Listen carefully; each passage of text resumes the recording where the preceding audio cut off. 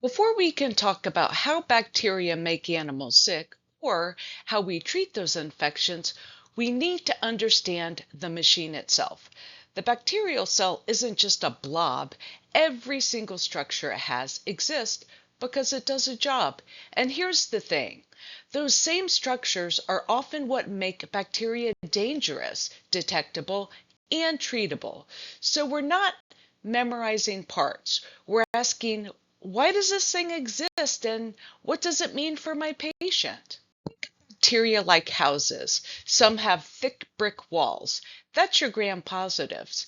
Others have a thin inner wall, but they've wrapped the whole thing in a second outer layer.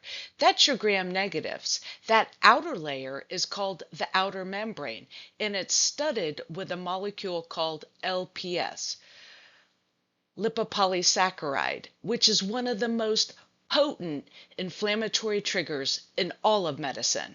When we talk about septic shock in a dog or a cow, LPS is often the villain. The gram stain isn't just a lab quirk, it's a window into how this bacterium is going to behave. Peptidoglycan is basically the skeleton of the bacterial cell.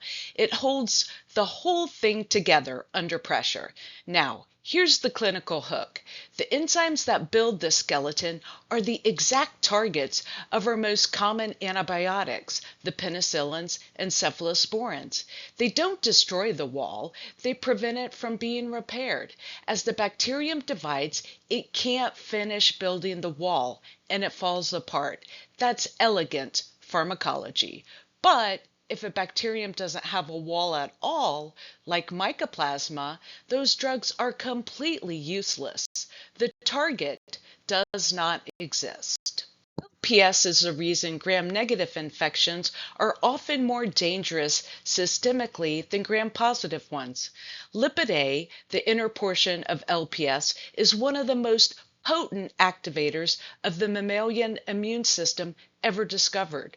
When bacteria die and release LPS, the host immune system reads it as a 5-alarm fire drill and can massively overreact. That's endotoxic shock. You'll see this in horses with colitis, cattle with mastitis from coliforms, dogs with pyometra.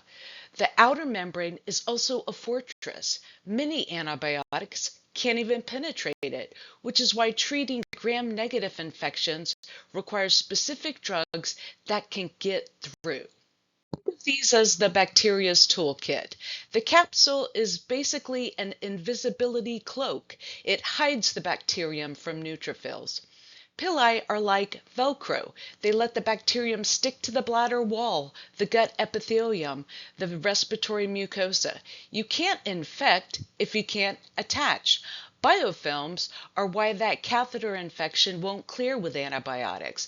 The bacteria are living inside a protected city. And spores, those are why you can't just wipe down a surface and walk away when dealing with Clostridium difficile or anthrax.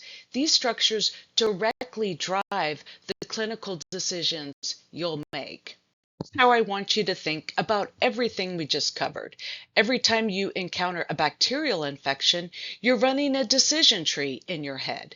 The gram stain kicks it off, thick wall or thin, one membrane or two.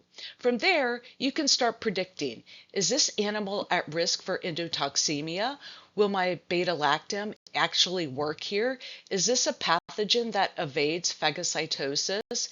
Bacterial structure is your first diagnostic and therapeutic tool before culture results are even back. Bring it all together. The bacterial cell isn't random. Every structure has a function, and every function has a clinical consequence.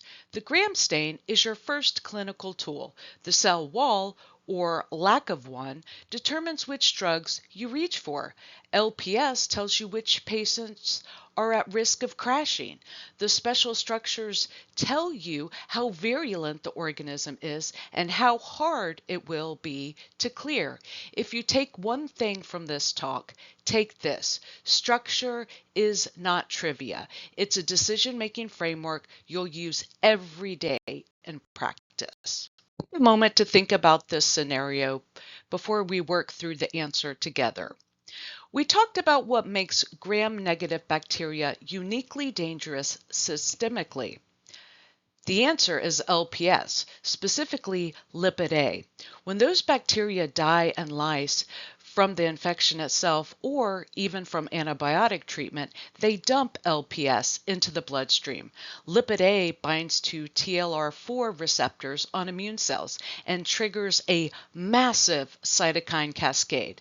The result is vasodilation, hypotension, and multi-organ dysfunction. This is endotoxic shock, and it's why aggressive fluid therapy is part of management even as you're hitting the bacteria with antibiotics. Pause the video and think about the answer to this case question before we work through the answer together. This is a structure question dressed up as a pharmacology question. Mycoplasma species have no cell wall, no peptidoglycan at all. Ampicillin and all beta-lactams work by interfering with peptidoglycan synthesis. If the target doesn't exist, the drug does nothing. You need drugs that target something Mycoplasma does have, like ribosomes. That means tetracyclines, macrolides, or fluoroquinolones. Structure predicts therapy every single time. Pause the video and think about the answer to this question before we work through the answer together. The capsule is an antiphagocytic shield. Neutrophils and macrophages are your first-line defense against bacteria. They need to recognize, engulf, and destroy invaders. The capsule physically blocks opsonins like antibody and complement from binding to the bacterial surface. Without opsonization, phagocytes can't get a grip. The encapsulated strain essentially becomes invisible to the immune system long enough to multiply, spread, and establish infection. Non-encapsulated strains are mopped up much more quickly.